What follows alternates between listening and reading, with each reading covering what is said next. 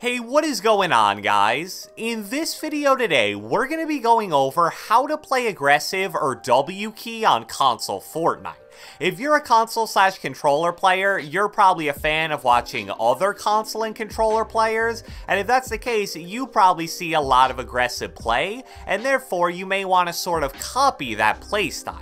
I've always been an aggressive player myself. I'd rather get 10 to 15 kills and die than get 4 or 5 kills and win, so I definitely feel really qualified to speak about this specific topic. So without further ado, let's get right into it.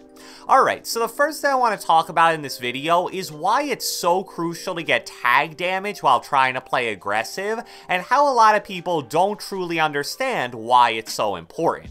So when most people think of really successful aggressive players, they probably think of guys who just run up to people's 1x1s and basically pressure and bully them. And honestly, even though that's a pretty broad generalization, there is a lot of truth to it. The vast majority of successful aggressive players want to turn as many fights into close range engagements as possible, because the closer you are to someone, the quicker you can outplay them and hopefully eliminate them. But the truth is, the majority of players aren't going to have much success if they just blindly copy the playstyle of a top tier aggressive player like Wavy Jacob or Clicks. Those guys can win fair fights against even really good players like 90% of the time, and that just isn't a realistic thing to expect unless you're personally a top 0.001 percentile player. So one of the ways that more regular players like you and I can succeed while playing aggressive is by getting pre-fight AR tags. Most people think that hitting their opponent with some AR shots before you push does 1 or 2 positive things for you, but in reality, it's actually more like 3 to 4.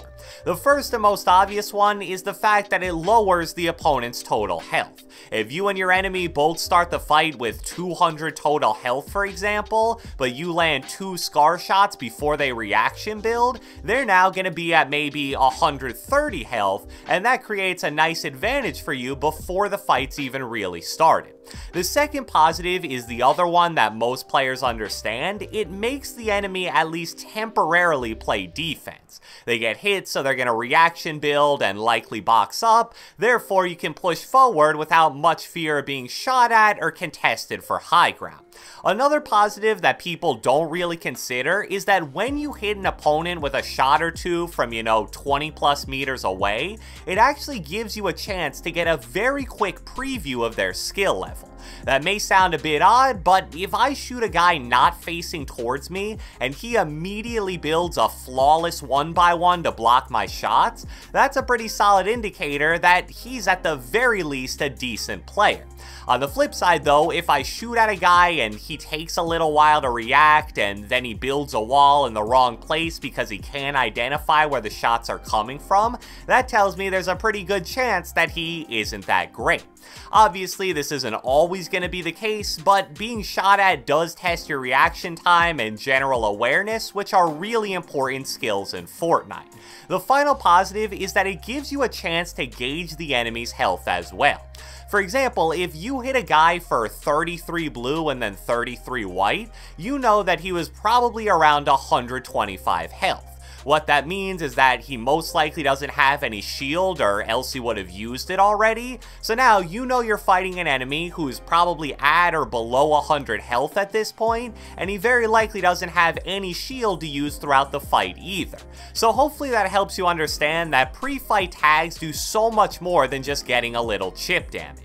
They give you a huge clue as to how you want to treat the player that you're about to push. The next aspect of playing aggressive I want to talk about is the close range part of the fight. AR tagging or even hitting snipes is always going to be nice, but when it comes to being aggressive, the most important part of any fight is what happens when you get within about 5 to 10 meters of the enemy. And to be a bit more specific, you're going to need to be very good at dealing with enemies who box up and wait for you to make a play on them. So the first piece of advice I want to give for dealing with boxed up enemies while playing aggressive is to actually be patient at first. Like I alluded to earlier, when people think of a really aggressive playstyle, they basically envision someone who sees a boxed up enemy and then just goes full steam ahead. No waiting, they're just going to either phase into the box right away or break and replace the wall and make some kind of crazy edit play. But again, unless you're an insane player yourself, that playstyle will not work for you over a long period of time. You may get lucky and kill the first 2 or 3 players if they aren't that great, but good players will punish you for being too aggressive. One of the most common ways that they'll try to do this is by immediately editing out on you. They'll kind of just play possum for a half second and hold out their building menu, but then they'll pull out their shotty and make an offensive edit since they still own the wall. So because of that, something I'll do a lot is just sort of stare at the front wall with my shotgun out, not for long, usually only like a half second, but doing that makes it so that if the guy inside the box tries to immediately make an edit on me, I'm ready to blast him with my shotty. The other interesting play you can make in this situation is a tactic that's become more and more popular recently, and it's most commonly referred to as pickaxe baiting.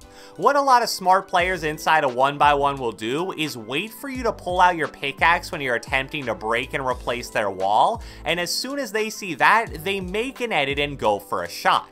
It does take some pretty quick reaction time, but mouse and keyboard players especially can pull that off fairly consistently. So now you have a pickaxe in your hand and they have a shotgun aimed towards your body. I really don't think it's going to end up going too well for you. So one way to counter that is to pull out your pickaxe for a half second or so and then immediately switch back to your weapon. Now sure, most of the time this probably won't really do anything, but every once in a while you'll catch an enemy trying to make an edit and now you can blast them. And even the times when nothing happens and it looks like your enemy's just staring at you wondering what you just did, it at least makes them second guess making an edit play if they plan to do it at any point in the fight.